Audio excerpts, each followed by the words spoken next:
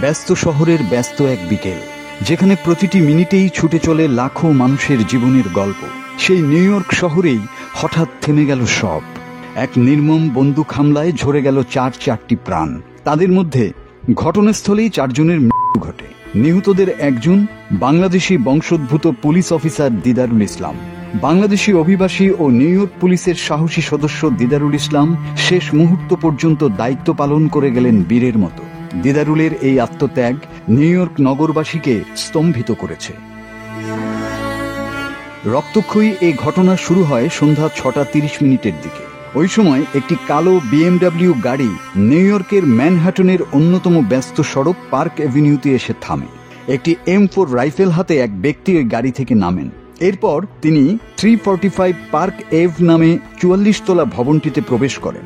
ভবনটির লবিতে ঢুকেই প্রতিরোধের মুখে পড়ে আততায়ী গুলি করে বসে বাংলাদেশি বংশোদ্ভূত পুলিশ কর্মকর্তা দিদারুল ইসলামকে। ঘটনাস্থলেই দিদারুলের মৃত্যু ঘটে। তারপর ওই দুর্বৃত্ত একই ভবনে 2 নারী সহ আরো একজনকে গুলি করে নিজেও আত্মহত্যা করে। মৌলভীবাজারের কুলাউড়ার সন্তান দিদারুলের বয়স ছিল মাত্র 36 বছর। তিনি বাংলাদেশি ইমিগ্রেন্ট ছিলেন। নিউ ইয়র্ক সিটি পুলিশে 3 বছরেরও বেশি সময় ধরে কাজ করছিলেন দিদারুল। তার 2টি সন্তান রয়েছে। তার স্ত্রী বর্তমানে গর্ভবতী, কিন্তু দিদারুলের আর সন্তানের মুখ দেখা হলো না। দিদারুলের মৃত্যুতে শোকে স্তম্ভিত new York police department.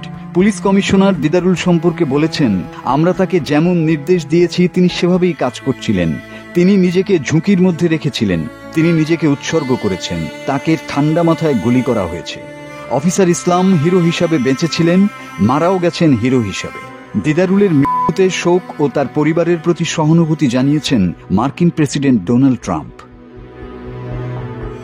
Didarul ইসলামের এই আত্মত্যাগ শুধু নিউ ইয়র্ক পুলিশের নয়, গোটা প্রবাসী বাংলাদেশি কমিউনিটির গর্বের প্রতীক হয়ে থাকবে। দিদারুলের মৃত্যুতে বাংলাদেশি কমিউনিটিতে নেমে এসেছে শোকের ছায়া। হিংস্রতা থেমে গেলেও সাহসিকতার এই গল্প মানুষের মনে বেঁচে থাকবে চিরকাল। মাসুদ হাসান, বাংলা টিভি।